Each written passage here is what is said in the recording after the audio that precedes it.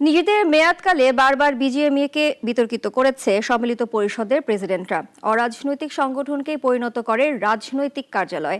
আবার কারচুপি ও নিয়ন্ত্রিত ভোট আয়োজন করে খারাপ নজির গড়েন সম্মিলিত পরিষদ নেতারা। কেউ আবার ফন্দি ফিকির করে 2 বছরের মেয়াদ টেনে নিয়ে গেছেন 3 থেকে 4 বছর পর্যন্ত। সাইদ আরমানের রিপোর্টে বিস্তারিত। জীবন দিয়ে হলে আপনার পাশে থাকবো। এস এম মান্নান কোচি ছিলেন ঢাকা মহানগর আওয়ামী লীগের সাধারণ সম্পাদক। পতিত সরকারের সবুজ সংকেতে 2024 সালের 9 মার্চ তৈরি পোশাক খাতের সবচেয়ে বড় সংগঠন বিজিএমইএর প্রেসিডেন্ট হয়েছিলেন। নিয়ন্ত্রিত আর কারচুপির নির্বাচনে বড় নজির সেদিন দেখেছিল পোশাক মালিকরা।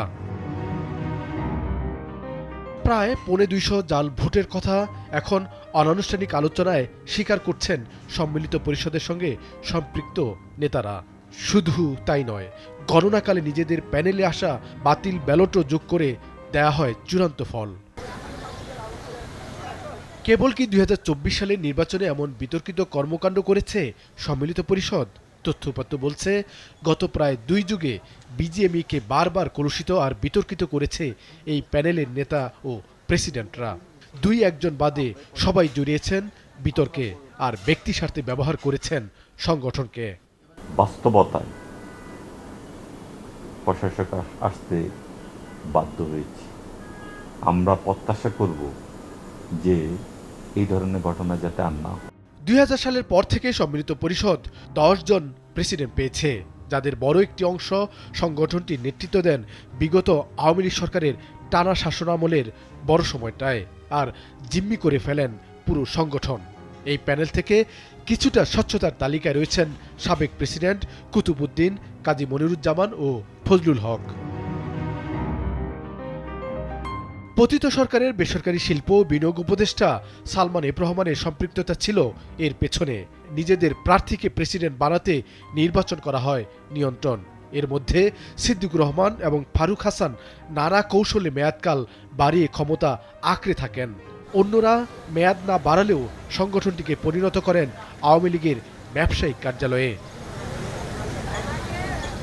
রাজনৈতিক পট পরিবর্তনের পর সম্মিলিত পরিষদের 4 প্রেসিডেন্ট, সাবেক মন্ত্রী টিপু মুন্সি, সাবেক সংসদ সদস্য আব্দুল সালাম মুর্শিদি, শফিউল ইসলাম মহিউদ্দিন ও সাবেক মেয়র আতিকুল ইসলাম এখন গ্রেপ্তার।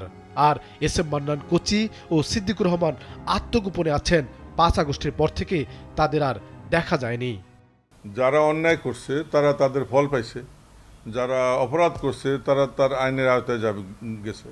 এতে আমাদের কারো কোনো ধরনের কোনো বিন্দুমাত্র কোনো নেই, কোনো এই আফসোস নাই, কোনো প্রতিহিংসা নাই।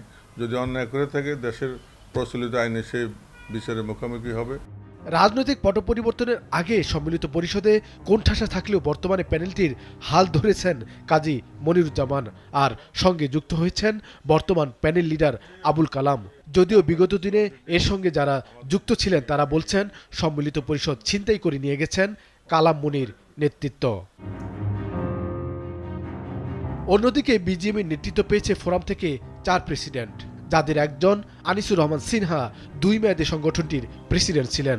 উত্তর সিটির প্রয়াত মেয়র আনিসুল হক, আনোয়ারুল আলম চৌধুরী এবং ডক্টর রুবানা হক ফোরামের হয়ে পোশাক খাতের বড় সংগঠনটির নেতৃত্ব দিলেও তারা বিজিএমইকে রাজনৈতিক কর্মকাণ্ড ও ব্যক্তি স্বার্থে ব্যবহার করেননি।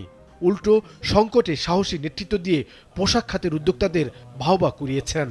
ফোরামের সাথে যারা জড়িত আছে, আমরা সব সময় জবাবদিহিতায় বিশ্বাস করি, আমরা স্বচ্ছতায় বিশ্বাস করি এবং আমরা এটাকে একটা প্রকৃত বাণিজ্য সংগঠনে রূপান্তরিত করতে চাই। প্রশ্নটা হচ্ছে, তাহলে কি এটা প্রকৃত বাণিজ্য সংগঠন? না, অবশ্যই নামে এটা বাণিজ্য সংগঠন, কিন্তু দেখা যাচ্ছে এখানে রাজনৈতিক কর্মকাণ্ডের একটা প্রভাব চলে এসেছিল। সেই জায়গা থেকে আমরা বেরিয়ে আসতে চাই। এমন যখন বাস্তবতা, আগামী শনিবার সংগঠনটির নির্বাচন। পোশাক মালিকরা বলছেন এবার সুষ্ঠু এবং গ্রহণযোগ্য নির্বাচনের পরিবেশে তারা এমন নেতৃত্ব বেছে নিতে চান যারা স্বচ্ছ এবং জবাবদিহিতার বিজিএমইএ উপহার দেবে পোশাক খাতকে। সাইদ আরমান, নাগরিক, ঢাকা। ওয়ালটন আবারও মিলিনিয়ার অফারে ওয়ালটন ফ্রিজ কিনে আপনিও হয়ে যেতে পারেন মিলিয়নিয়ার।